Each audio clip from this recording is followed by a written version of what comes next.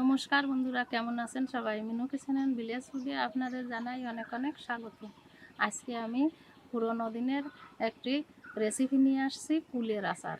আর এই কুলের আচারটি আমি খেজুরের রস আর গুড় দিয়ে তৈরি করব। তা আপনারা আমার সাথে থাকুন, আমি কিভাবে এটা তৈরি করি। তা প্রথমে আমরা কুলগুলো রোদ্দুরে দেওয়া আছে ছাদে, চলুন নিয়ে আসি।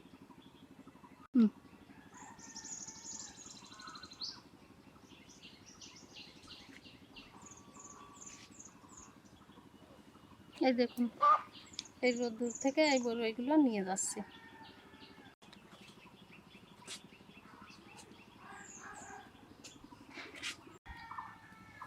দেখুন বন্ধুরা, আমার কড়াইটা গরম হয়ে গেছে। এখন আমরা এই রসটা কড়াইর ভিতর দিয়ে দেব।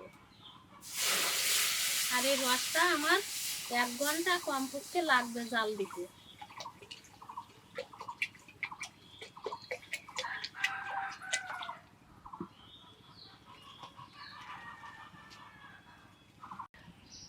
দেখুন বন্ধুরা, আমার রসটা জাল হচ্ছে। আর এই যতক্ষণ না রসে ফোট না আসে ততক্ষণ আমি জাল দিয়ে নেব। দেখুন বন্ধুরা, আমার রসটা 1 ঘন্টা ধরে জাল দিছি, হয়ে গেছে। এখন আমরা ঢেলে নেব।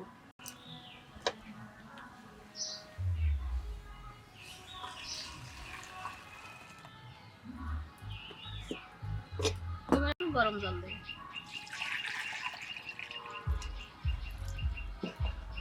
এবার আমরা এই ফুলগুলো ভালো করে বেছে নেব, বুটা।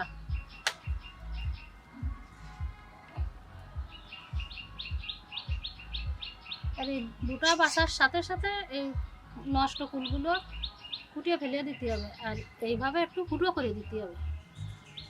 এইভাবে একটুখানি ফুটো করে দিলে এর ভিতরে রসগুলোটা ভালো করে ঢুকবে।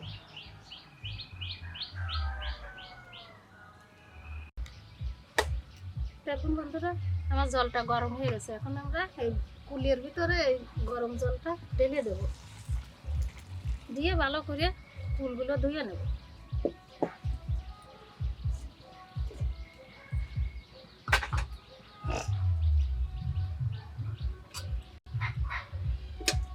এবার আমরা মশলাগুলো একটু ভেজে নেব।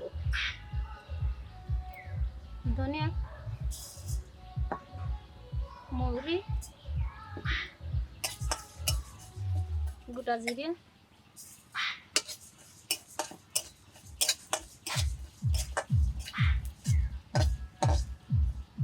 অল্প করে ভেজে নেব।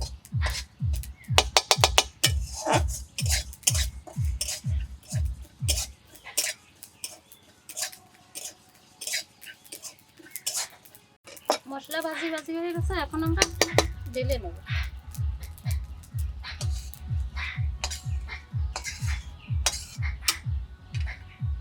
এবার শুকনো ঝাল বাটা ভেজে নেব।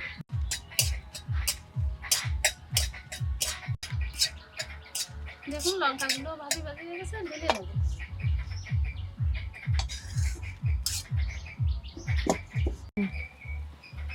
দেখুন বন্ধুরা, এইবার আমরা এই মশলাগুলো একসঙ্গে করে বেটে নেব, মিক্সি করে।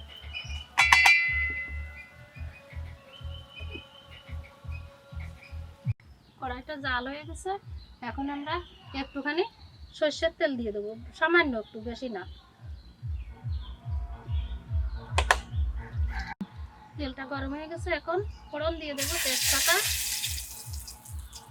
5 ফোড়ন, গোটা গরম মশলা। এবারে ফুলগুলো দিয়ে দেবো, একটুখানি লবণ হলুদ দিয়ে দেবো। লবণ,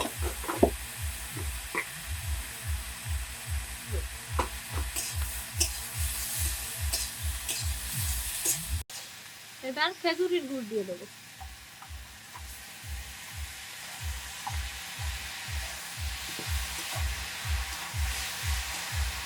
দিয়ে দেবো এই রস।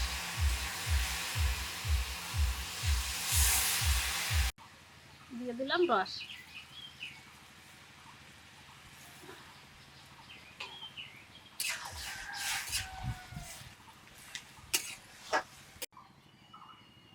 দেখুন বন্ধুরা, আমার কুলের আচারটা কত সুন্দর ফুটতেছে। এই দেখুন,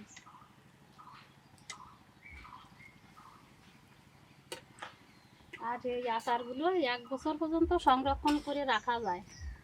এর ভিতরে 1 চামচ ভিনিগার দিলে 1 বছর পর্যন্ত এই কুলের আচারগুলো ভালো থাকে। তা আমার আর এই কুলের আচারগুলো আর অত দিন তো যাবে না, যার জন্য আমি ভিনিগারগুলো দিলাম না।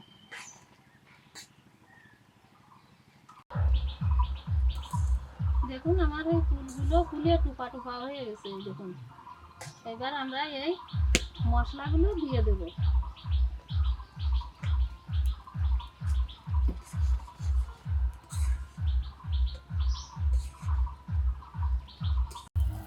দেখুন বন্ধুরা, আমার ফুলের আচারটা হয়ে গেছে। এখন আমরা ঢেলে নেব।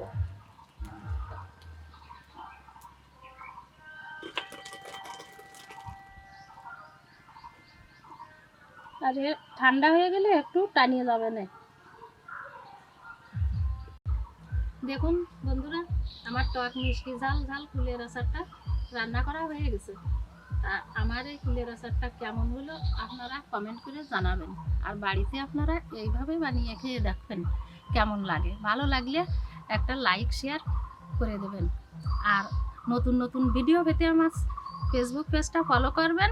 আর আমার চ্যানেলটি এখনও যারা সাবস্ক্রাইব করেননি তাদেরকে অনুরোধ করা হলো সাবস্ক্রাইব করার জন্য। তা আপনারা সবাই ভালো থাকেন। দেখা হবে আগামী ভিডিওতে। সবাইকে নমস্কার।